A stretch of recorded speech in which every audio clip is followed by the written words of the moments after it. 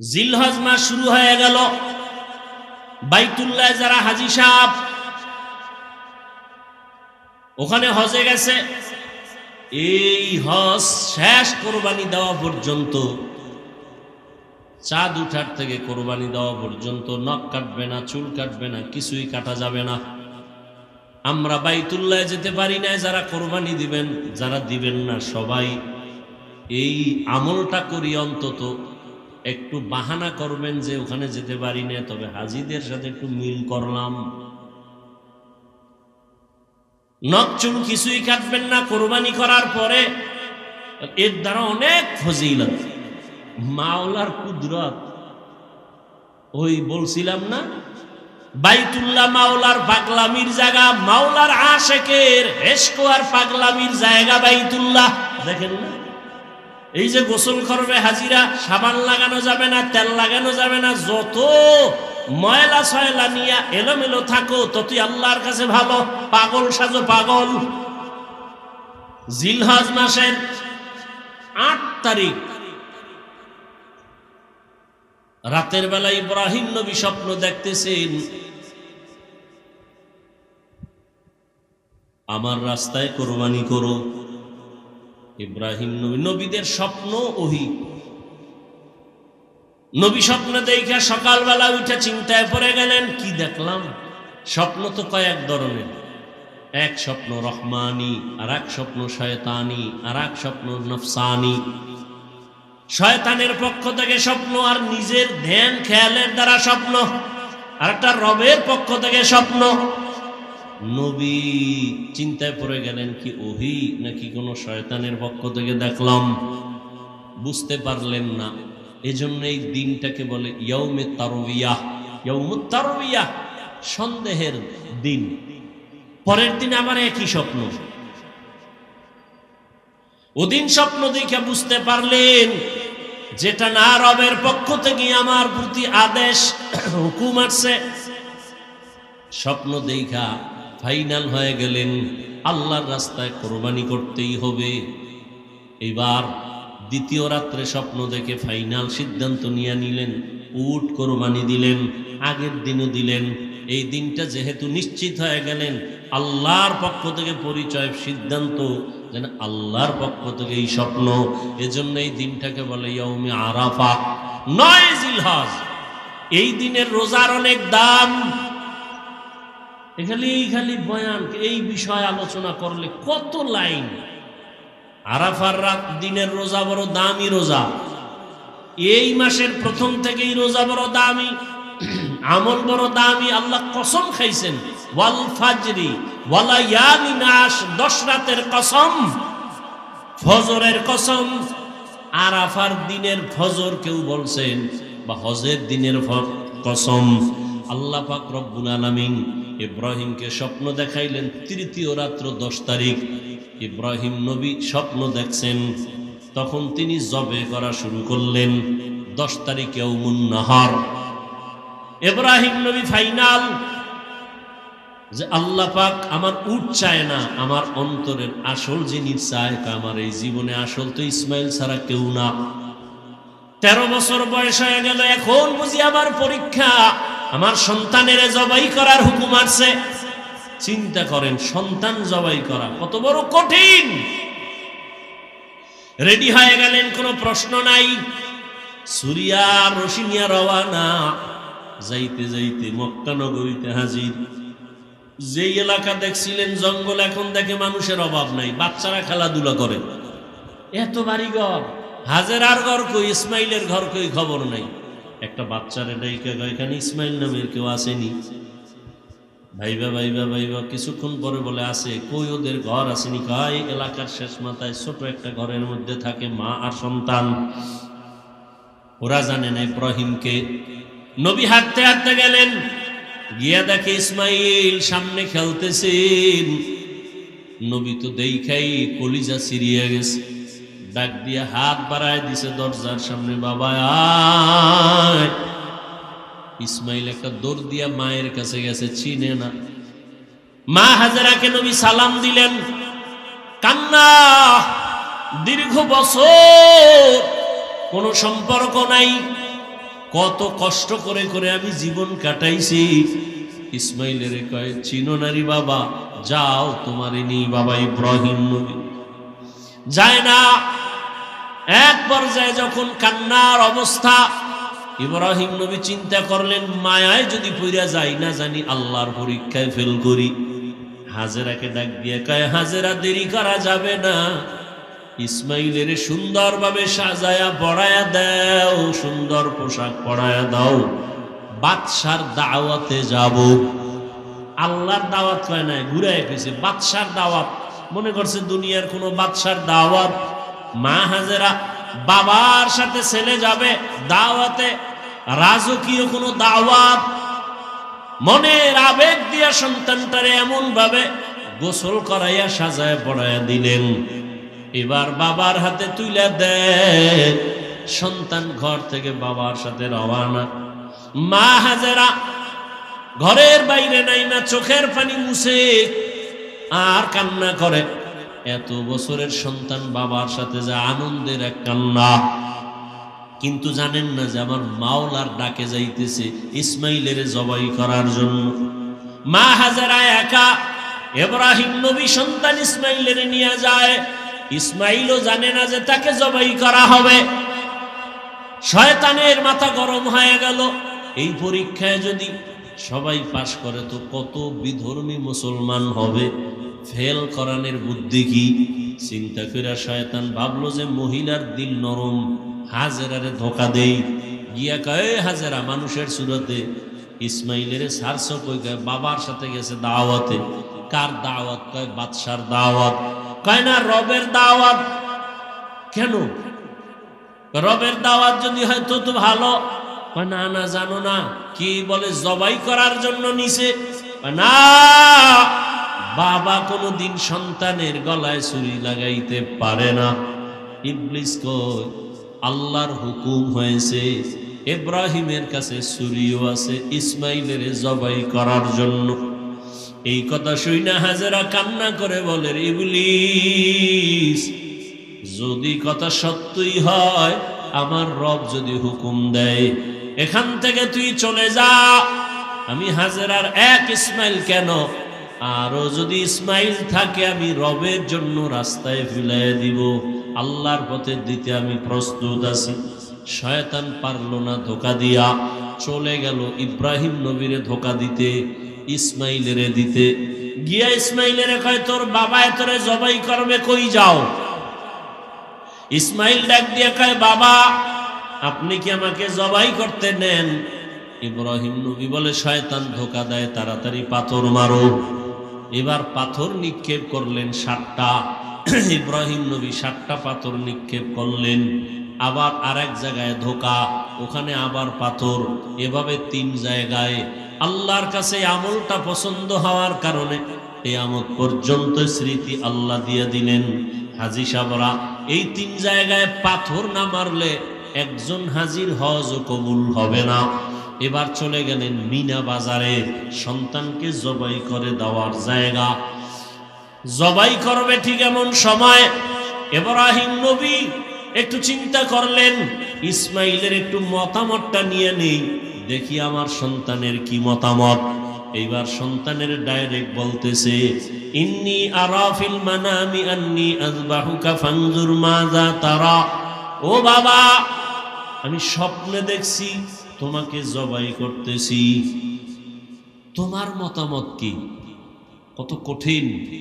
বাচ্চা ইসমাইল 1 সেকেন্ডের জন্য চিন্তা না করে দ্রুত বলে ফেললেন, ইয়া আবাতি ফাল মা তুমার।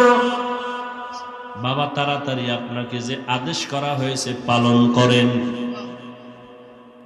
সাতাজিদুনি ইনশাআল্লাহু মিনাস সাবিরিন, অচিরেই আমাকে পাবেন ইনশাআল্লাহ ধৈর্য ধারণকারীদের অন্তর্ভুক্ত।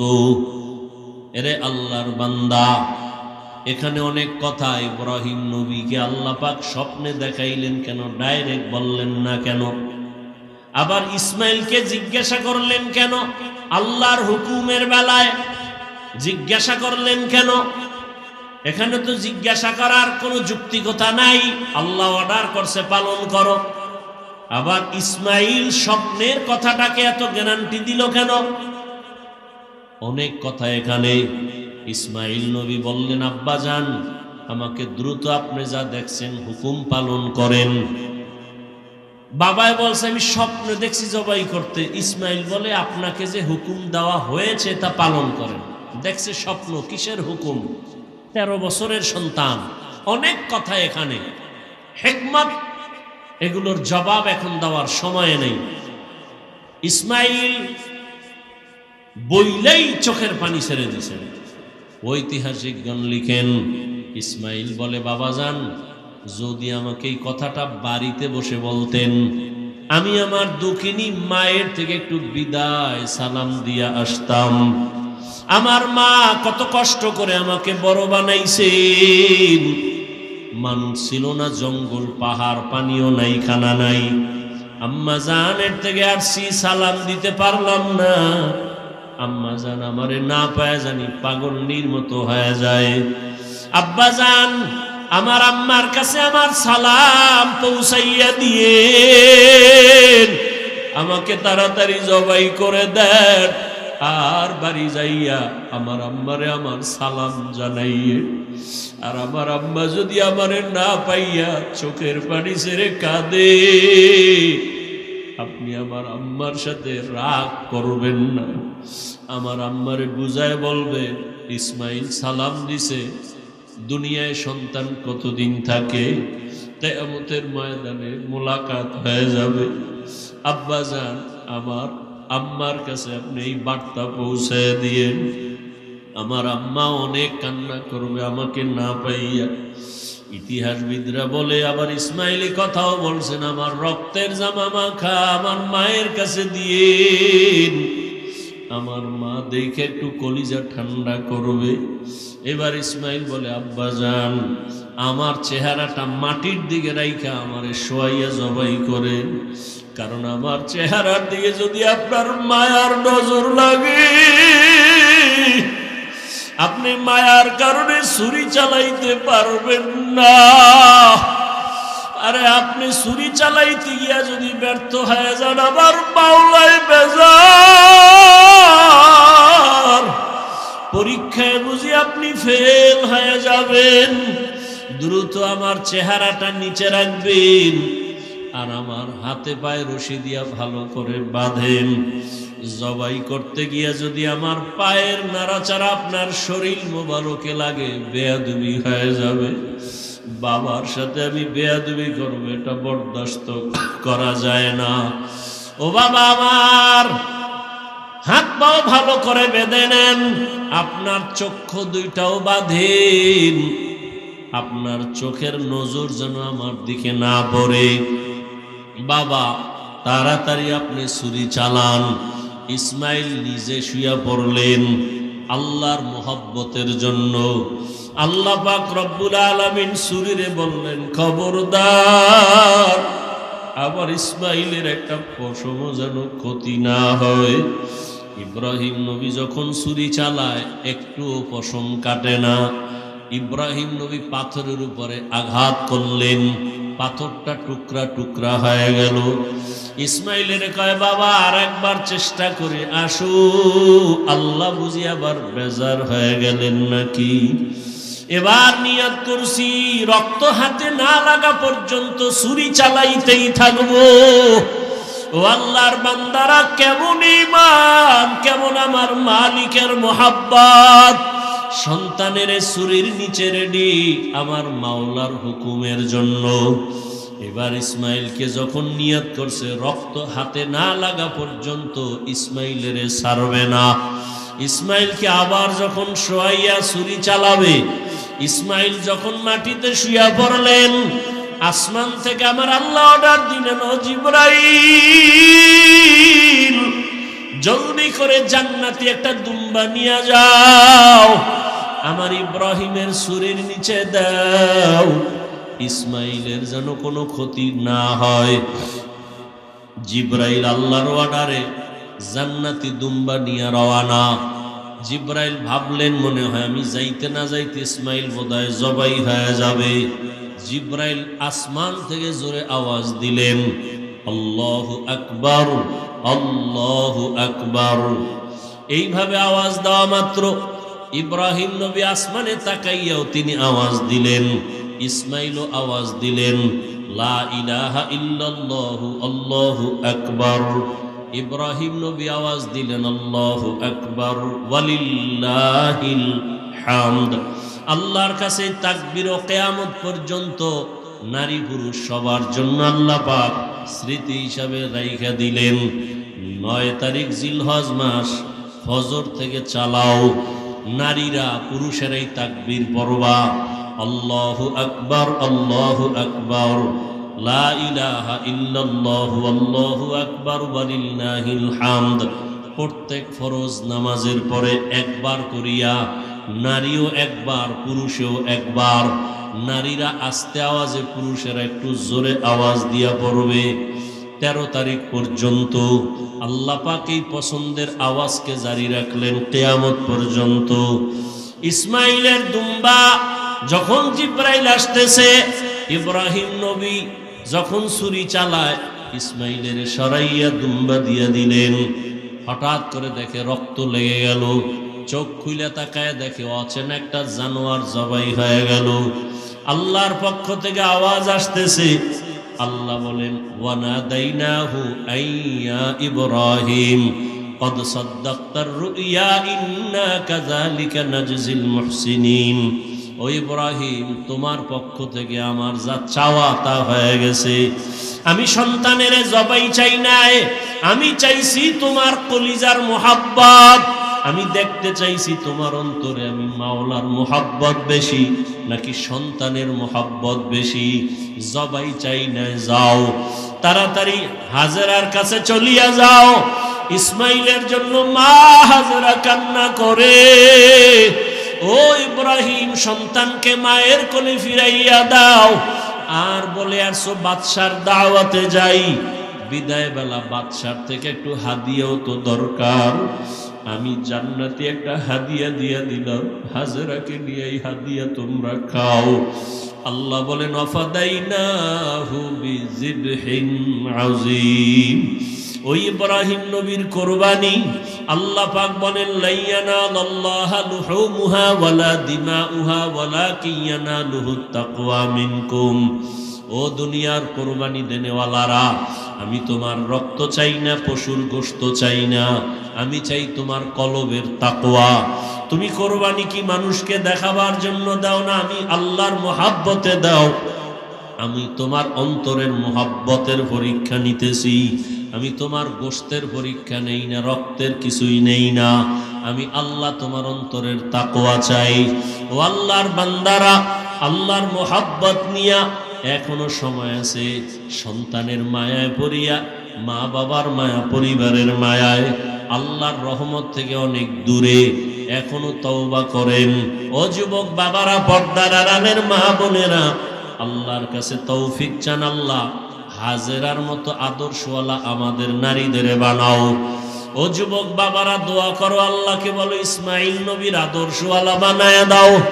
মুরব্বীরা দোয়া করেন, ইব্রাহিম নবীর কলিজার আদর্শ আমাদের দান করো। তোমার মুহাব্বতের পরীক্ষায় কামিয়াব বানায় দাও। গরিব যদি বড় লোকের কয়, আমি খুব ঠেকায় পড়ছি, কোরবানি আসতেছে, মাইয়া বলা নিয়ে কি করব, আমার 5,000 টাকা ধার দেন, আমি 1 মাসের মধ্যে দিয়ে দিব। বলে নাই নাই নাই নাই নাই। কানে কানে গিয়ে কয়, আমারে সুদে দেন, কয় 1 লাখ। এরকম কুলাঙ্গারে সমাজে আছে না নাই? 5,000 টাকা ধার দেয় না, 1 লাখ টাকা সুদে দেয়। এরা সমাজের কুলাঙ্গার। আল্লাহ হেদায়াত দান করুন। নগদ 4টা পুরস্কার পাবেন দান করলে। এই 4টা পুরস্কার যাদের লাগবে তারা মৃত্যু পর্যন্ত দান করতেই থাকবেন। আর যাদের এই 4টা পুরস্কার লাগবে না, অনুরোধ, আপনারা দান করবেন না, করলেও সওয়াব নেই। নাম্বার 1, দান করলে হায়াত বাড়ে। কি বাড়ে? যারা তাড়াতাড়ি মরবেন তারা দান করবেন না, অনুরোধ। নাম্বার 2, দান করলে রিজিকে বরকত বাড়ে। যারা ফকির হতে চান তারা দান করবেন না, অনুরোধ। নাম্বার 3, দান করলে ফিরিস্তা এসে ওই বান্দাকে আল্লাহ হেফাজতের পর্দা লাগায় বান্দাকে হেফাজত করেন। যারা সবসময় বিপদ মুসিবতে থাকতে চান তারা দান করবেন না, অনুরোধ। দান করলে 4 নাম্বার পুরস্কার, কবরওয়ালাদের আযাব মাফ। যারা কবরওয়ালাদের আযাব দেওয়ার নিয়ত করতেছেন তারা দান করবেন না। বলুন তো এই 4টা পুরস্কার আসলে কি আপনি চান? বিশ্বাস আছে তো? তাহলে দান করবেন তো? মৃত্যু পর্যন্ত দান করবেন। যারা বিরোধিতা করবে এদের কলব বাঁকা হয়ে যাবে, জিন্দেগি নষ্ট হয়ে যাবে। আল্লাহ হেদায়েত দান করুন। তাহলে আমি বয়ান শুরু করব, কষ্ট হয় না তো? এই ভাওয়া লাভ করছি, কথাগুলো দরকার আছে না নেই? আছে। তাহলে 1 মিনিট টাইম, জবান বন্ধ, শুধু হাত চলবে, আমার বয়ানও চলবে, কিন্তু জবানে কোনো কথা হবে না। বিসমিল্লাহ বলে পকেটে হাত দিয়া ছাত্ররা যাবে ব্যাগ রুমাল নিয়ে, 1000, 500, 100 যা পারেন দিবেন, দিবেন। কোনো আওয়াজ হবে না, আমি বয়ান কিন্তু চালায় যাব, সময় নষ্ট করা যাবে না। শেষে আফসোস করবেন, 1 মিনিট নষ্ট করবেন, আপনাদের থেকে 1 মিনিট নষ্ট হবে। ছাত্ররা চারদিক থেকে নেমে যাও। যারা বসে আছেন, দাঁড়ানো আছেন, আল্লাহর মহব্বতে ইখলাসের সাথে মা বাবার সওয়াবের আশায় দান করবেন। পকেটে হাত দেন, কথা হবে না। দ্রুত ছাত্ররা এক জায়গায় কেন সবাই? চতুর্দিক থেকে নেমে যাও। পেছনে ছাত্র, দ্রুত দ্রুত হাঁটতে হবে, দ্রুত হাঁটতে হবে, কথা বন্ধ। আমি কিন্তু আয়াতের তর্জমাটা বলতেছি, খুব খেয়াল করেন। কথা হবে না, সবাই হাতে হাতে দিয়ে দেন। আমি দোয়া করব, শেষেও এখনো দোয়া করি, আল্লাহ আপনাদের দান কবুল করেন। দানের বরকতে হায়াতে, রিজিকে, ইজ্জতে বরকত বাড়ায় দেন। কবরওয়ালাদেরকে আল্লাহ জান্নাত দান করেন। কালেকশন করে কোথায় নিবে? স্টেজের এক পার্শ্বে, সামনে দিয়ে কেন ছাত্র যেন না আসে। কথা শুনতে থাকেন, তর্জমাটা শুরু করি। আল্লাহ পাক রব্বুল আলামিন বলেন ইব্রাহিম আলাইহিস সালাম সম্পর্কে। ইব্রাহিম নবী বলতেছেন, স্মরণ করো ওই সময়ের কথা। ইব্রাহিম যখন বললেন ইন্নী যাহিবুন ইলা রব্বি সায়াহদিন, আমি আমার রবের পথে রওনা দিয়েছি, রব আমার জন্য রাস্তা খুলে দিবেন অচিরেই। রব্বি হাবলি মিনাস সালিহিন, ইব্রাহিম নবী বললেন, হে আমার রব, আমাকে একটা নেককার সন্তান দান করেন। ফাবাশশারনাহু বিগুলামিন হালিম, আল্লাহ পাক রব্বুল আলামিন বললেন, অতঃপর আমি সুসংবাদ প্রদান করলাম একজন বিচক্ষণ ধৈর্য ধারণকারী বান্দার, এক বাচ্চার। ফালাম্মা বালাগা মাআহু সাইয়া ক্বালা ইয়া বুনাইয়া, অতঃপর যখন দুইজন পৌঁছলেন নির্দিষ্ট জায়গায়, বাপ তার বেটাকে বললেন, ও আমার সন্তান, ইন্নী আরা ফিল মানাম, আমি ঘুমের মধ্যে দেখতেছি, আন্নী আযবাহুকা, তোমাকে জবেহ করতেছি, ফানজুর মাযা তারা, বলো তোমার কি মতামত। ক্বালা ইয়া আবাতি ইফআল মা তু'মার, সন্তান বললেন, হে আমার বাবা, আপনি যা দেখেছেন, হুকুম আসছে, সে হুকুম আপনি পালন করেন। সাতাজিদুনি ইনশাআল্লাহ, আমাকে আপনি অচিরেই পাবেন, আল্লাহ যদি কবুল করেন, মিনাস সাবিরিন, ধৈর্য ধারণকারীদের মধ্য থেকেই। তেলাওয়াতকৃত আয়াতের তরজমা শেষ। হাদিস পড়েছি, নবীজি বলেন, লা তাআতা লি মাখলুকিন ফি মাসিয়াতিল খালিক, আল্লাহকে অসন্তুষ্ট করে পৃথিবীর ভিন্ন কারো আদেশ নিষেধ মেনে নেওয়া হারাম। আল্লাহকে অসন্তুষ্ট করে মা বাবার কথা মানা হারাম। আল্লাহকে অসন্তুষ্ট করে পীরের কথা মানা হারাম। আল্লাহকে অসন্তুষ্ট করে নেতার কথা মানা, নেত্রীর কথা মানা হারাম। কথায় দুনিয়ার সব বেজার হয়ে যাবে, কোনো দুঃখ নাই, আল্লাহকে বেজার করা যাবে না। কাকে বেজার করা যাবে না? কিন্তু আমরা বেশি আল্লাহকে বেজার করি। পর্দা করলে আমার আল্লাহ খুশি, আত্মীয় স্বজন বেজার। এখন আপনার পরীক্ষা, নিজে যাচাই করে দেখেন আপনার অবস্থা কি। পর্দা করলে আল্লাহ খুশি হবেন, আত্মীয় স্বজন বেজার হবে। এখন আপনি কি আল্লাহকে খুশি রাখিয়া পর্দা করলেন, নাকি আত্মীয় স্বজনকে খুশি রাখতে গিয়া পর্দা লঙ্ঘন করতেছেন? আপনার ঈমানের কি হালাত? কোনো মুফতি সাহেবের ফতোয়ার প্রয়োজন নাই, নিজে নিজে হিসাব করেন। দাড়ি রাখলে আমার আল্লাহ খুশি হবেন, আত্মীয় স্বজন বেজার হবে। এখন আপনি আত্মীয় স্বজনকে বেজার করছেন নাকি আল্লাহকে বেজার করছেন? আপনার ঈমানের হিসাব আপনিই করে নেন। ওমরে ফারুক বলেন, হাসিবু আনফুসাকুম ক্বাবলা আন তুহাসাবু। হিসাব, আসল হিসাবের আগে নিজে হিসাব মিলাও। আসল হিসাব যেদিন শুরু হবে, নিজে হিসাব করার সময় পাইবা না। এখনই সময় হিসাবটা মিলায় নাও। কই ছিলাম, কই আছি, কোথায় যাব, কই আমার শিশুকালের হালাত, কই আমার কিশোরের হালাত, কই আমার যৌবনের হালাত, কই আমার যৌবন কালের বন্ধুরা কই গেল? ডানে তাকায় দেখি অনেক খেলার বন্ধু নাই, বামে দেখি লেখাপড়ার অনেক বন্ধু নাই, আমার আপনজন অনেকেই চলে গেল। আমার কি হালাত? আমি কোন দিন ঘুম থেকে আর উঠতেই পারবো না, চির ঘুম আমার শুরু হয়ে যাবে। ঘুমের মধ্যে মরণ হয়নি? ঘুমের মধ্যে চির ঘুম হয়ে যাবে। মা ডাকবে, কেউ সাড়া দিবে না, বলবে বাবায় মারা গেছে। এই তো দুনিয়া। কার পেছনে ঘুরে বান্দা? একটা খবর আমাকে শুনাইল একজনে, 5 বছর আগে, 5 বছর আগে, এই বিদেশিরা ভালো করে শুনো, স্বামী থাকে বিদেশ আর স্ত্রী দেশে বৈশা দেবরের সাথে, স্বামীর ভাইয়ের সাথে লাইন ফাইন কইরা এমন অপরাধে জড়িত হলো, কেউ জানে না। Free mind. কি মাইন্ড? ধরা খাই লেখায় ডন মাইন্ড। আরে কপাল পুড়ছে রে, ঘরে ঘরে জেনা জেনা জেনা। যেই পরিমাণ জেনা চলে ঘরে ঘরে, রুমে রুমে, সারা রাত মোবাইলের মাধ্যমে।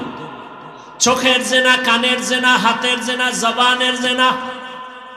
যেই পরিমাণ অপরাধ চলে ঘরে ঘরে, রুমে রুমে। ছেলে এক রুমে ঘুমায় মোবাইলে সারা রাত জেনা, ঘুমাবে ফজরের আগে। মেয়ে আর এক রুমে মোবাইল নিয়ে জেনা। স্বামী এক রুমে মোবাইল নিয়ে জেনা, স্ত্রী মোবাইল নিয়ে ব্যস্ত সারা রাত। কারণ দিনে ছিল ব্যবসার ঝামেলা, চাকরির ঝামেলা, দোকানের ঝামেলা, ফ্রি ছিল না। রাতটা পাইছে ফ্রি, মোবাইলের হক আদায় করে সারা রাত শুয়া শুয়া। ঠিক নেই? যেই পরিমাণ অপরাধ করে, উচিত ছিল ঘুমের মধ্যে মাওলার গজব দিয়া চেহারাটা শুকরের মতো, বানরের মতো বানায়া দেওয়া। কেন দেন না আমার আল্লাহ? এত গুনার পরেও রহমতের নবীর উম্মত হওয়ার কারণে দেন না। রহমতের নবীর উম্মত হওয়ার কারণে আল্লাহ পাকে গজব দেন না। দিলে তো 1 সেকেন্ডের ব্যাপার, মাঝে মাঝে দেয় তো। সিডার কত নামে বেনামে সব ধ্বংস হয়ে যায়। চিত্রাং নামের এক প্রলয়ঙ্কারী ঝড় কয়েক বছর আগে আপনাদের এই পার্শ্বের এলাকা কুমিল্লা জেলার ঘটনা। ছেলেটা যুবক, বিয়ে করছে, মাত্র একটা বাচ্চা। বিদেশের যত টাকা পয়সা কামাই করে আইনা দেশে একটা বিল্ডিং করছে, 2 তলা বিল্ডিং, ডুপ্লেক্স। আগামী শুক্রবার বিল্ডিং এ ঢুকবে, হুজুর্গ দাওয়াত দিছে। পাশে একটা টিনের ঘর, রাতের বেলা টিনের ঘরে ঘুমাইছে। চিত্রাং নামের প্রলয়ঙ্কারী ঝড় আইসে একটা গাছ ফালাইছে। একই চকির মধ্যে স্বামী আর স্ত্রী, যুবক যুবতী আর বাচ্চাটা, একটা গাছ পইরা 3 জনের বুকে চাপ লাইগা জাগায় শেষ। আগামী শুক্রবার ঢুকবে বিল্ডিং এ। जिंदगी में बंदगी तू करना है, जिंदगी में बंदगी तू करना है, जिंदगी बे बंदगी शर्मिंदा है, जिंदगी बे बंदगी शर्मिंदा है। বাংলাদেশ পিছায়া নাই, একটা অপরাধ কইরা কেউ পার পায় না, এর পরেও যে কেন অপরাধ করে, তা কেমন অপরাধ? জবাই করে ফেলে, মা সন্তানকে জবাই করে, সন্তান মাকে জবাই করে। ওই যে দেবরের সাথে সম্পর্ক, স্বামী বিদেশ থেকে আসছে, কি জানি হইয়া লাগছে, স্ত্রীর সাথে তর্ক, স্ত্রী একটা জোরে ধাক্কা দিছে, দেওয়ালে লাগছে, বাড়ি পড়ে গেছে, রক্তক্ষরণ হইছে, হসপিটালে নিয়ে কোনো রকম বাসায় আসছে, আবার ঝগড়া করতে করতে দেওরে মিলা স্বামীটার স্ত্রী সহ রাতে মেরে ফেলছে। মেরে ফেলার কম্বল দিয়ে পেঁচাইয়া খাটের তলে লাশ রাখছে 2-4 দিন। রাখার পরে গন্ধ আসবে, এজন্য অনেক দূরে রাতের বেলা নিয়ে গেছে, কচুরি পানা পানির একেবারে গভীরের মধ্যে নিয়ে রাখছে। এইবার সবাই জিজ্ঞে, তোর স্বামী আইলো গেল কই? কয় ইমার্জেন্সি বিদেশ গেছি গে। এদিক যে ঘটনা কেউ জানে না, কিন্তু আমার মাওলার ধরা বড় কঠিন। দুনিয়াটা এত আপডেট হয়ে গেছে, কেউ নাই, অপরাধের খবর কেউ জানে না, কিন্তু ধরা খেয়ে যায়। 5 বছর আগে অন্যায় করছে, আজকে ধরা খাইল। 7 বছর আগে অপরাধ করেছে, কেউ জানে না, কিন্তু আজকে ধরা খেয়েই গেল। এরকম অহরহ চলছে। যুবকরা এগুলি দেখে না, সারা রাত দিন আকাম করতে করতে সময় কাটায় মোবাইলে, এই জিনিস দেখে না। কিসের বাহাদুরি? আল্লাহ, সামনে কোরবানি, বরকতের মাস, জীবনটা হেলায় কাটায় দিলেন। আল্লাহর আদালতে কি নিয়ে দাঁড়াবেন? অথচ আল্লাহর প্রিয় গোলাম যারা আম্বিয়ায়ে কেরাম, তাদের কত কঠিন পরীক্ষা দিয়ে দুনিয়ার জীবন কাটাইলেন। আমাদের নবীর কঠিন পরীক্ষা, দুনিয়াতে আসার আগে বাবা হারায় ফেললেন, 6 বছরে মা হারায় বড় অসহায় হয়ে গেলেন। একদিন আর 2 দিন না, যেই রহমতের নবী দোয়া করলে সাথে সাথে কবুল, ওই রহমতের নবী না খাইয়া পেটে পাথর বেঁধেছেন। 3 বছর পর্যন্ত রহমতের নবীকে গৃহবন্দী করে রাখছে, পানি দেয় না, খানা দেয় না। সেই রহমতের নবী আমার গাছের পাতা ছিঁড়ে ছিঁড়ে খায় আর পেটের ক্ষুধা নিবারণ করে। কেমন রহমতের নবী, এত কষ্ট করেছেন। আবার অন্য নবীদের কষ্ট সারা জীবন বয়ান করলে শেষ হবে না। মুসা নবীর কষ্ট, ঈসা নবীর কষ্ট, ইব্রাহিম নবীর কষ্ট, আইয়ুব আলাইহিস সালাম তো রোগে পুরা জিন্দেগি শেষ, পোকা পুরা বডির মধ্যে পোকা। ইউনুস নবী মাছের পেটে। ওজায়ের আলাইহিস সালামকে 100 বছর পর্যন্ত এরকম মাঠের মধ্যে পড়ে রইছে, মইরা গেছে। 100 বছর পরে আল্লাহ আবার জিন্দা করে দিছেন। আল্লাহ কয় ওজায়ের কতক্ষণ ছিলা? কয় 1 দিন বা এর কিছু কম। কোরআনের আয়াত। ওজায়ের বলে 1 দিন বা এর কম, কয় না 100 বছর চলে গেছে।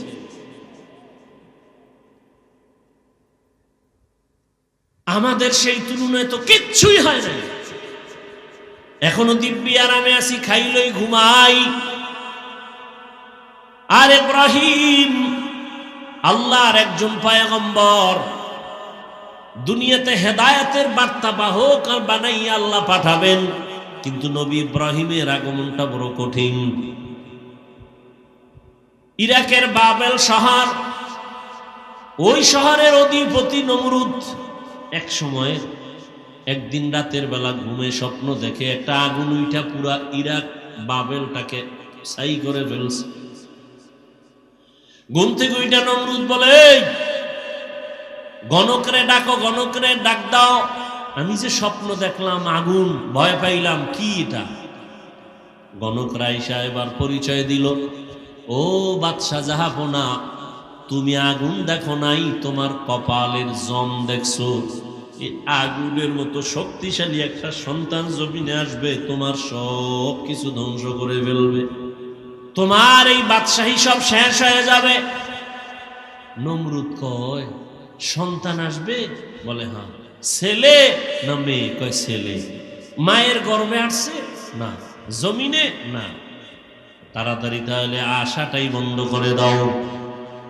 নমরুদ রেড অ্যালার্ট দিয়ে দিল, স্বামী আর স্ত্রী এক জায়গায় ঘুমাতে পারবে না, ছেলে সন্তান জমিনে এখন আসা বন্ধ। এটাকে বলে বার্থ কন্ট্রোল, জন্ম নিয়ন্ত্রণ। পৃথিবীর ইতিহাসে জন্ম নিয়ন্ত্রণের প্রথম প্রবর্তক নমরুদ, আর এর ডাইরেক্টর বানায় দিল নমরুদ ইব্রাহিম নবীর বাবা আজরকে।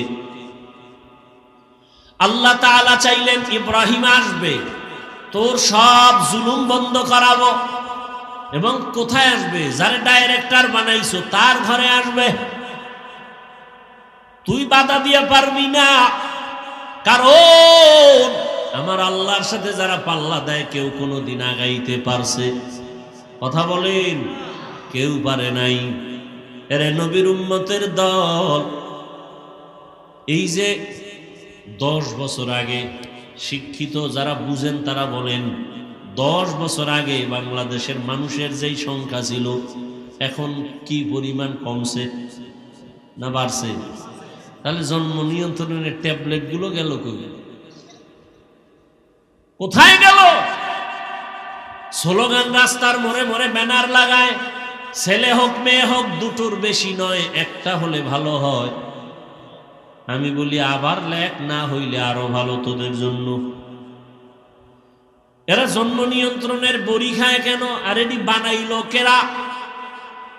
এগুলি নিয়ে কথা বলবো না, তবে এতটুকু বলবো, 10 বছর আগে ট্যাবলেট খাইয়াও তো সন্তান কমাতে পারে নাই, বরং যেদিন থেকে স্লোগান শুরু একটার বেশি না, সেদিন থেকে আমার আল্লাহর কুদরতি চাবি চালু হয়ে গেল, একসাথে 4 বাচ্চা।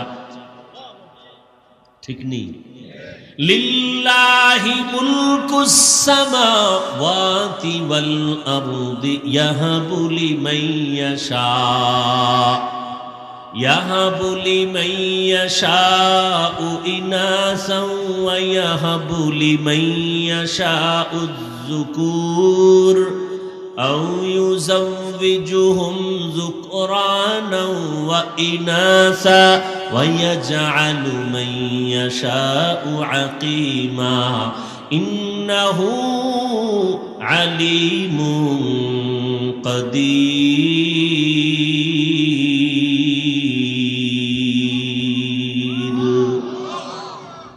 আল্লাহ তাআলা বলেন, আসমান জমিনের ক্ষমতা আমার, আমি চাইলে কাউকে ছেলে দেই, কাউকে মেয়ে দেই, কাউকে দুটোটা দেই, কাউকে কোনোটাই দেই না। ক্ষমতা কার? আল্লাহ যাকে সন্তান দিবেন কেউ ফিরাতে পারবে না, যাকে দিবেন না কেউ আনতেও পারবে না। ইব্রাহিম দুনিয়াতে আসবে, আল্লাহর সিদ্ধান্ত। আজরের ডাইরেক্টরের ঘরে ইব্রাহিম চলে আসলেন। ইব্রাহিম আস্তে আস্তে বড় হলেন। আমি সংক্ষেপে শেষ করতেছি, ছেড়ে ছেড়ে যাচ্ছি। ইব্রাহিম বড় হইয়া আল্লাহকে চিনেন না, সবাই দেখে মূর্তি পূজা করে, মূর্তিরে সেজদা দেয়, বাবাও দেয়, এদেশের ক্ষমতার রাষ্ট্রে যারা তারাও দেয়। এখন ইব্রাহিম আল্লাহর পরিচয় একা একা নিলেন।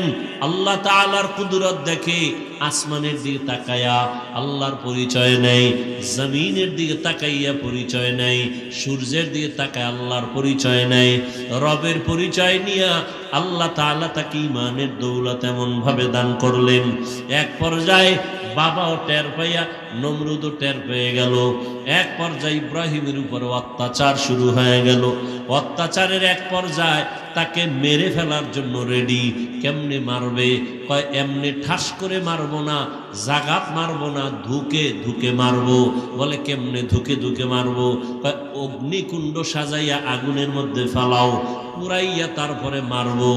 তাকাইয়া তাকাইয়া দেখবে কেমনে তার জীবনটা নষ্ট হয়। অগ্নিকুণ্ড সাজাইল বিশাল এরিয়া নিয়া। ইব্রাহিম আলাইহিস সালামকে আগুনের মধ্যে ফেলবে। এখন আগুন জ্বালাইছে, এত পরিমাণ তাপ, কেউ কাছে যাইতে পারে না। এখন ওখানে ফেলবে কেমনে? চরখা বানাও, চরক গাছ লাগাও, ওই গাছের রশিতে বাইদা ঘুরায় ঘুরায় ঘুরায় ঘুরায় ফালাইয়া দিব। বানলো, চরখা বানাইয়া ইব্রাহিম নবীর সাথে রশি দিয়া বাইদা টানা শুরু করলো। কিন্তু ইব্রাহিম নবী জায়গায় বসা, নাড়াচাড়ার কোনো সুযোগ নাই, চরক গাছও নড়ে না। নমরুদের মাথা গরম হয়ে গেল। ইবলিস আইসা কয় এই মুহূর্তে পারবা না। লক্ষ লক্ষ আসমানের ফেরেশতারা ইব্রাহিমের রশি ধইরা রাখছে, ফেরেশতাদের দূরে সরাও। কেমনে? ওগো তো দেখা যায় না, অন্ধকার, আমরা তো কিছুই দেখি না। বলে এখানে কাজ করো, দুইটা বর্ণনা ঐতিহাসিকগণ বলেন। এক, উলঙ্গ নারীদের, নারী পুরুষের নাচ গান এখানে দাও। নারী পুরুষ যখন উলঙ্গ নাচ গান করবে, রহমতের ফেরেশতা চলে যাবে, অটোমেটিক ইব্রাহিমকে ফেলতে পারবা। এই একটা। আর একটা বর্ণনা, এই মুহূর্তে ইব্রাহিমকে উলঙ্গ করো, যদি উলঙ্গ করতে পারো রহমতের ফেরেশতা ভেঙে যাবে, আগুনে ফেলবা। ইব্রাহিমকে উলঙ্গ করবে কে? কেউ সাহস করে না। বাবা আজর কা আমি করব, আসো। ইব্রাহিমের এক পর্যায়ে যখন উলঙ্গ করার জন্য বাবার সামনে দাঁড়াইয়া ইব্রাহিমকে বলে তোমাকে উলঙ্গ করব। ইব্রাহিম বলে বাবা, সন্তান বিপদ পড়লে মা বাবা পাগলের মতো হয় আত্মরক্ষার জন্য, সন্তানের বাঁচানোর জন্য। তুমি আমার জন্মদাতা বাবা, তুমি আমাকে উলঙ্গ করবা, কি একটু লজ্জা লাগে না? হাজার হাজার ফেরেশতা তাকায় আছে, আমাকে লজ্জা দিও না। এক পর্যায়ে যখন ইব্রাহিমকে উলঙ্গ করেই ফেলতেছে, রহমতের ফেরেশতারা চলে গেল। চরক গাছ উঠায় যখন আগুনের মধ্যে ফেলবে, ঠিক ওই সময় জিব্রাইল কানে মুখ লাগায় বলে কোনো সহযোগিতার প্রয়োজন আসেনি। ইব্রাহিমের এখানে একটা পরীক্ষা, যদি বলে হ্যাঁ করো, আল্লাহ বেজার হয়ে যাবে। যে ছাত্র লেখাপড়ায় খুব ভালো, তার সামান্য অন্যায় শিক্ষক বরদাস্ত করতে পারে না। ইব্রাহিম আলাইহিস সালাম এখানেও পাশ করে বললেন, আরে আমি তো অন্ধ মালিকের গোলাম না, তুমি আমার সাহায্য করবা কি করবা না জানা নাই। আমার কিছুর প্রয়োজন হলে আমার মালিক আমার জন্য যথেষ্ট, তিনি আমার সব কিছু দেখতেছেন। ইব্রাহিম এইখানেও পাশ করে ফেললেন।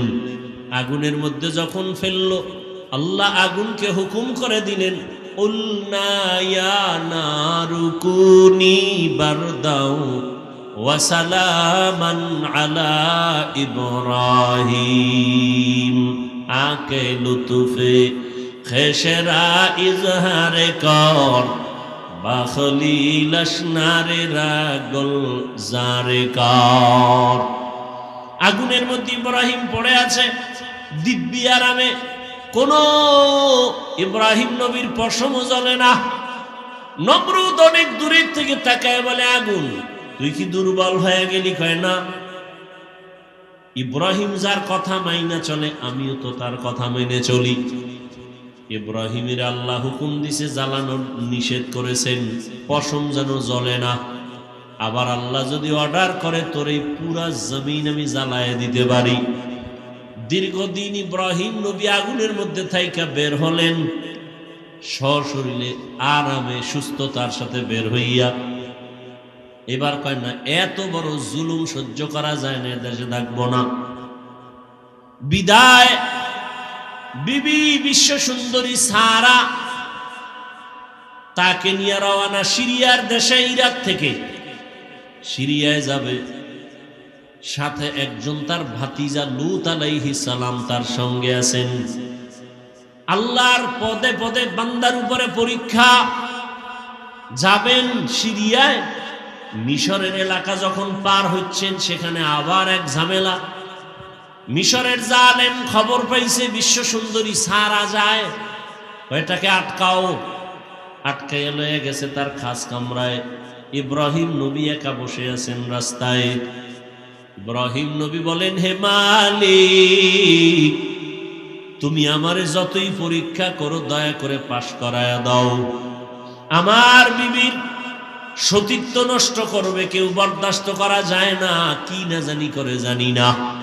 আল্লাহ কয়, ইব্রাহিম ধৈর্য ধারণ কর, আমি তোর অন্তর চক্ষু খুলে দিলাম। জালেম তোর স্ত্রীর সাথে কি করবে তুই এখানে বসে সব দেখবি। ইব্রাহিম নবী অন্তর চক্ষু দিয়া তাকায়া দেখে জালেম বিশ্ব সুন্দরী বিবি সারার দিকে হাত যখন বাড়াইতে শুরু করলো, সাথে সাথে হাতটা বাঁকা হয়ে গেছে, শক্ত হয়ে গেছে। জালেম কয়, রে ও নারী, তোমার মধ্যে এমন কি মেডিসিন আছে যে আমি হাত বাড়াইলে বাঁকা হয়ে যায়? আমি আর করব না, আমারে মাফ করো। যা মাফ করে দিলাম। হাত আবার স্বাভাবিক হয়ে গেছে। জালেম আবার সুযোগ পায় হাত বাড়াইছে। ইব্রাহিম নবী দেখতেছেন আর দোয়া করতেছেন। এভাবে 3 বার হাত বাড়াইয়া খাঁটি তওবা করে বলে, তোমার মধ্যে এমন কি মেডিসিন আছে যে আমি তোমার কাছেও যেতে পারি না? ও পর্দার আরামের আম্মা জানেরা, জমিনের মধ্যে যা কিছু ঘটে বা হচ্ছে, প্রবাদ আছে তার অর্ধেক করেছে নর, অর্ধেক করেছে নারী। একটা বাগান সাজাইতে হলে জমিনের মধ্যে আদর্শ সন্তান লাগবে। আদর্শ সন্তান প্রয়োজন হলে আদর্শ মায়ের প্রয়োজন। এরে আম্মা জান, এক হাতে তালি বাজে না। স্বামী আর স্ত্রী এক মন যদি না হয়, ওই জায়গায় ভালো সন্তান আসবে না। ওই মা সারা কতটা কঠিন এক মুহূর্তে, তার স্বামী নবীও নাই, আল্লাহর মোহাব্বতের পরীক্ষায় পাশ করার জন্য এতটা মজবুত। জালেম যখন বলে, তোমার মধ্যে কি মেডিসিন আছে যে আমার হাত আগায় না? আল্লাহর বান্দি বিশ্ব সুন্দরী সারা বলে, আরে আমার মধ্যে তো কিছুই নাই, তবে আমার জানা আছে এতটুকু, আমি আল্লাহর প্রিয় একজন বান্দার স্ত্রী। আল্লাহর প্রিয় বান্দা ইব্রাহিম নবীর স্ত্রী কয়, কই তোমার সেই প্রিয় বান্দা? বলে, ওই যে রাস্তায়। জালেম ভুল স্বীকার কইরা নবীরে ডাইকা মেহমানদারি করাইয়া জানতে চাইলেন সন্তান কতজন? কয় কোনো সন্তান নাই। কেন? কয় চাইছি পাই না। তখন হাজেরা নামের আল্লাহর বান্দি তাদের কাজের জন্য রাখছিল, দিয়া দিছে খেদমতের জন্য, যাও হাদিয়া দিয়ে দিলেন। এক পর্যায়ে সারার খেদমতের জন্য হাজেরারে নিয়ে রওয়ানা, সিরিয়ায় যাবে। সারা ইব্রাহিম নবীর সাথে বিবাহের জন্য দিয়া দিলেন। হাজেরার সাথে নবী ইব্রাহিমের বিবাহ হয়ে গেল। বিবাহ হইয়া সংসার চালায়, সন্তান নাই। ইব্রাহিম আলাইহিস সালামের 80 বছর পার হয়ে গেল। আল্লাহর কাছে একদিন দোয়া করে, রব্বি হাবলি মিনাস সালিহিন। একজন নবী হইয়া আল্লাহর কাছে দোয়া করে ভালো সন্তানের জন্য। আর আপনার আমার কি হালাত? সন্তান চাইলে হবে না, আল্লাহর কাছে ভালো সন্তানের কামনা করতে হবে। ও আল্লাহ, একটা নেককার সন্তান দাও। 10টা সন্তান হলে কি লাভ হবে যদি সন্তানের কারণে মা বাবার হাতে হ্যান্ডকাপ লাগে, পুলিশে ধরে, মানুষ যদি গালাগালি করে, সন্তানের কারণে মা বাবার ইজ্জত যদি নষ্ট হয়, এমন সন্তান 10টা হলেও লাভ নাই। আর একটা সন্তানের দ্বারা মা বাবার সম্মান যদি বেড়ে যায়, এমন এক সন্তানও যথেষ্ট। দোয়া করলেন, আল্লাহ পাক বললেন, সুসংবাদ দিলেন, অপেক্ষায় থাকো, একটা ভালো সন্তান দিচ্ছি। ফাবাশশারনাহু বিগুলামিন হালিম। 80 বছরের উপরে বয়সে সন্তান আল্লাহ দান করলেন। নাম রাখলেন ইসমাইল। দুনিয়াতে আসছেন অত্যন্ত সুন্দর, সুদর্শন, দেখলে কলিজা ঠান্ডা, আবার বুড়া বয়সে সন্তান পাইছে, কত মায়া। আল্লাহ পাকের পরীক্ষা আবার শুরু হয়ে গেল। সন্তানের মায়ার কারণে আমি মাওলার মোহাব্বতের মাঝে নাজারি দেওয়াল হয়ে যায়, পর্দা পড়ে যায়। কত হাজি সাহেব, কত গাজী সাহেব, কত পীর সাহেবের মুরিদ, কত তাবলিগওয়ালা তাবলিগ করে, পীরের কাছে যায়, কিন্তু খবর নিয়ে দেখি অনেকের মাইয়া এখনো বেপরদায় কলেজে দৌড়ায়, ছেলেটা এনজিওতে চাকরি করে, হারাম টাকা সুদের টাকা কামাই করে। এরকম বহু টুপিওয়ালায় জমিনে আছে না নাই? সন্তানের মোহাব্বতে আল্লাহর মোহাব্বত ভাটা পড়ে গেছে, আর আল্লাহ সাহায্য করবে এত সোজা।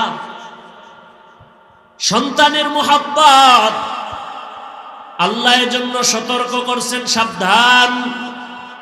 ইয়া আইয়ুহাল্লাযীনা আমানু লা তুলহিকুম আমওয়ালুকুম ওয়া আওলাদুকুম আন যিকরিল্লাহ। সম্পদ আর সন্তান থেকে সতর্ক, তোমাকে আমি মাওলার জিকির থেকে যেন দূরে সরায় না দেয়। ইন্নামা আমওয়ালুকুম ওয়া আওলাদুকুম ফিতনাহ। সাবধান। ইব্রাহিম নবী দোয়া করলেন, আল্লাহ সন্তান দিলেন। মায়া বাড়তেছে বাড়তেছে, আল্লাহর হুকুম চলে আসলো, আর রাখা যাবে না। এই স্ত্রী আর সন্তানটাকে একটা জায়গায় নির্বাসনে দাও। কোথায়? বলে আমার ঘর, জমিনের প্রথম ঘর বাইতুল্লাহ, ওখানে নিয়ে যাও। কেমন কঠিন পরীক্ষা! ইব্রাহিম নবী এতটুকু বললেন, বিবি চলো। কোথায় কোথায় কোথায় নাই, কোনো আওয়াজ নাই, বলা যাবে না। আল্লাহর হুকুমে চললেন।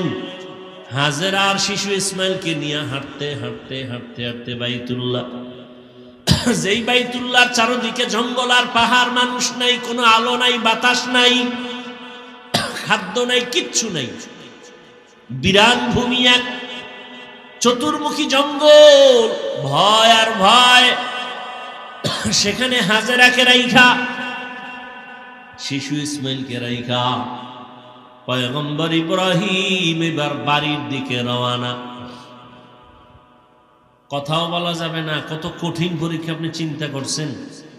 এবার হাজেরা জিগায়, যখন যাইতে আছে ডাক দিলেন, হে আল্লাহর নবী, আমাদের এখানে রাইখা আপনি কই যান? নবী কোনো আওয়াজ নাই, নিষেধ, মুখ খোলা যাবে না। পেছন দিক দিয়ে ধরলেন, আস্তিনটাকে ধইরা যখন দাঁড় করাইলেন, আমাদের রেখে যান কেন? নবী চুপ। এক পর্যায়ে কথা যতই বলে নবী আওয়াজ দেন না।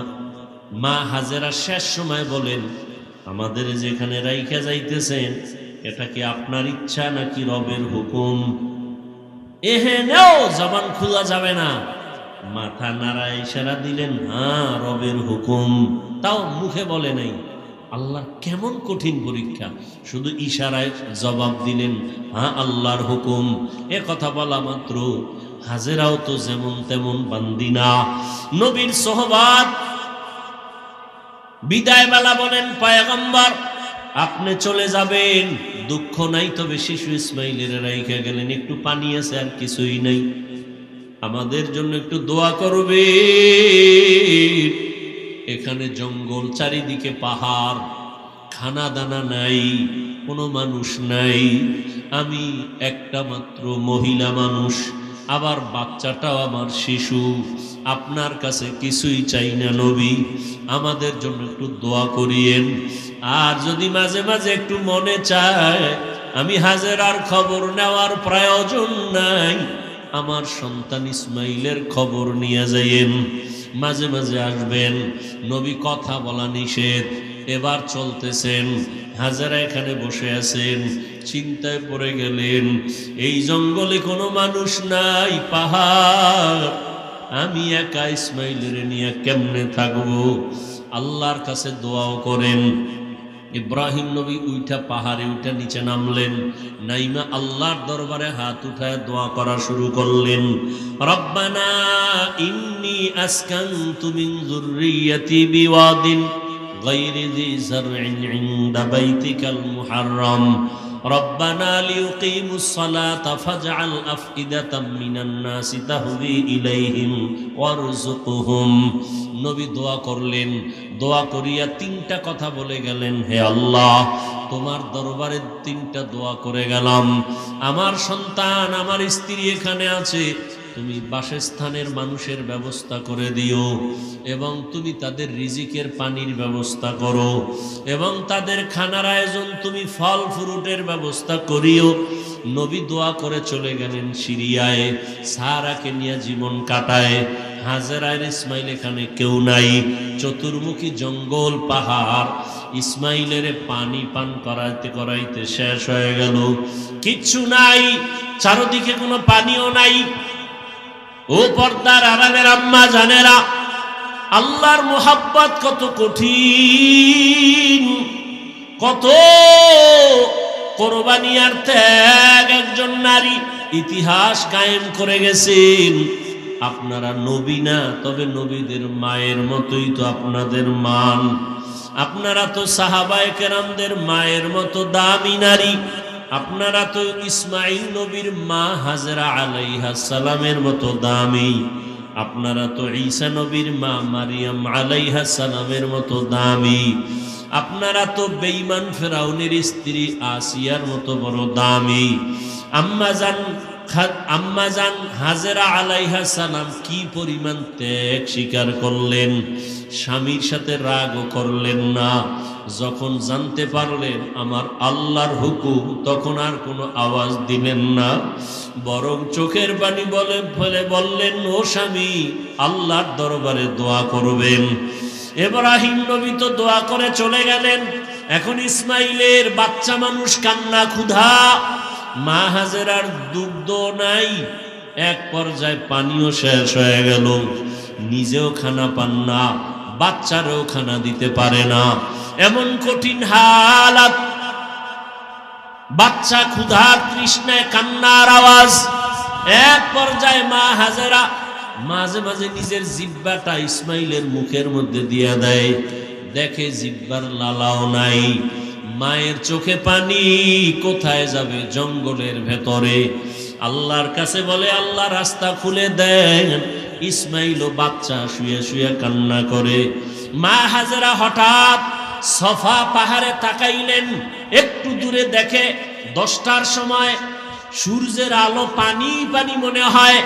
মা হাজেরা একটা দৌড় দিলেন, দৌড়াইয়া পাহাড়ে উঠে দেখে বালু, সূর্যের আলোতে চিকচিক করে, আসলে পানি না। ওখানে গিয়ে আবার তাকাইলেন মারোয়া পাহাড়ে, মারোয়ায় তাকায় দেখে আবার পানির মতো দেখা যায়, আবার দৌড় দিলেন, গিয়া দেখে বালু, সূর্যের আলো পেয়ে চিকচিক করে, পানি না। আম্মাজান হাজেরা আল্লাহর মোহাব্বতে, বাচ্চার ক্ষুধার তৃষ্ণায় এভাবে কয়েকটা দৌড় দিছেন, ওই পাহাড় থেকে এই পাহাড়ে। আল্লাহর কাছে মা হাজেরার দৌড় এত ভালো লাগছে, জিব্রাইলের কয়, জিব্রাইল সাক্ষী থাক, কিয়ামত পর্যন্ত আমার হাজেরার স্মৃতিটা আমি কায়েম রাখতে চাই। দুনিয়ার জমিনে যারা আমার ঘর জিয়ারত করতে আসবে, বাইতুল্লাহ জিয়ারত করতে আসার পর আমার হাজেরা যেই পাহাড়ে দৌড় মারছে, ওই জায়গায় গিয়া যদি আমার হাজি দৌড় না দেয়, আমি কোনো হাজির হজ কবুল করব না। নবীজি বাইতুল্লাহ তাওয়াফ কইরা এর পেছনে সফা মারোয়ার সাই করা লাগে, 7টা দৌড় দেওয়া লাগে। এখান থেকে শুরু করে আবার ওই পাহাড়ে 1, ঘুরে আসবে 2, ঘুরে যাবে 3, আবার আসবে 4, আবার যাবে 5, আবার আসবে 6, আবার যাবে 7। অনেক কষ্ট, অনেক কষ্ট। নবীজিও জীবনের শেষ হজ সফা মারোয়ায় সাই করতে গিয়া আক্ষেপ কইরা কয়, আম্মাজান যদি দৌড় না দিতেন, আমার তো এই দৌড়ানটা লাগতো না, অনেক কষ্ট লাগতেছে। আল্লাহ কয়, ও নবী, হাজেরার দৌড় আমার কাছে বড় ভালো লাগছে, এই জন্য আমি কিয়ামত পর্যন্ত স্মৃতির আকার করে দিলাম। দৌড়াচ্ছে দৌড়াচ্ছে, শেষ সময় হঠাৎ শুনে বাচ্চার চিৎকারের আওয়াজ। মা হাজেরা তাকায় দেখি ইসমাইল এত জোরে চিৎকার দিল কেন? স্বাভাবিক কান্নার থেকে আরো জোরে চিৎকার। মা হাজেরা দৌড়ে গিয়ে দেখে ইসমাইলের পানি পায়ের নিচ দিয়া পানির ফোয়ারা, এত পরিমাণ পানি উঠতেছে। মা হাজেরা এবরানি ভাষা, ওই সময়ের ভাষায় ওই পানিটারে চতুর্দিক থেকে একটা আওয়াজ দিছেন। আওয়াজটাও আল্লাহর কাছে ভালো লাগছে, ঝম ঝম, তার অর্থ হলো থাম থাম। আল্লাহর কাছে শব্দটা পছন্দ হয়ে গেছে। শব্দটা ওই সময়ের ইব্রানি ভাষা, আল্লাহর কাছে পছন্দ। কিয়ামত পর্যন্ত এই পানির নাম হয়ে গেল কি? জমজম। এরে আল্লাহর বান্দা, শুধু জমজম পানি নিয়ে যদি আলোচনা করি, অনেক সময় এই বরকতের পানি হাজার হাজার কোটি মিলিয়ন ট্রিলিয়ন বিলিয়ন পানি দুনিয়ার হাজি সাহেবরা নেই। যেখানে পানি ওই সময় ছিল এখনো কমেও না বাড়েও না।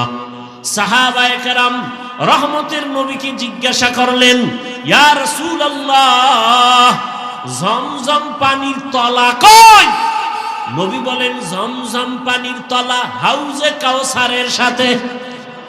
আরো জোরে বলো। এত বরকতের পানি কোন জিনিস দাঁড়াইয়া পান করা নিষেধ, তবে জমজমের পানি দাঁড়ায় পান করো। জমজমের পানির প্রায় 25টার মতো উপকার আছে। কত দামি পানি!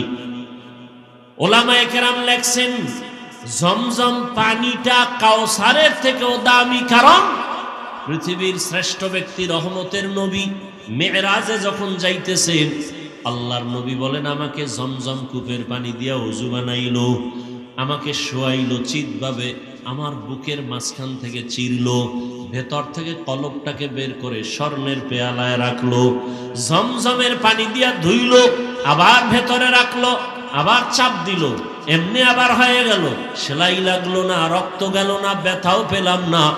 এইভাবে আমার অপারেশন হয়েছে কুদরতের। এটাকে বলে open heart. Open heart surgery করে লাভ দিও না, মাস্তানিয়ার বাহাদুরি অহংকারী করো না। রহমতের নবীকে আল্লাহ ওপেন হার্ট সার্জারি 4 বার করে দেখায় দিয়েছেন। এটা তোমার বাপ দাদার বানানো না, আল্লাহ আগেই ওপেন হার্ট সার্জারি রসুলকে করেছেন। কয়বার? কষ্ট হইতেছে আপনার? হ্যাঁ ভাইরা আমার, রহমতের নবী বলেন, এই জমজম পানি আমরা পিপাসা নিবারণ করি পানি দিয়া, পেটের ক্ষুধা নিবারণ করি কি দিয়া? খানা দিয়া। জমজম পানি এতটা দামি যে এই পানিটা পান করলে ক্ষুধাও থাকবে না, পিপাসাও থাকবে না। জমজম পানি বান্দা তুমি ঔষধ হিসাবে ব্যবহার করো। ঔষধ কেমন ঔষধ? তোমার বিশ্বাস যেমন তেমন। কেউ যদি বলে আমি কোন ঔষধ খাবো না, আমার জমজম আমার ঔষধ, যেমন নিয়ত করবে ফলাফল তেমন।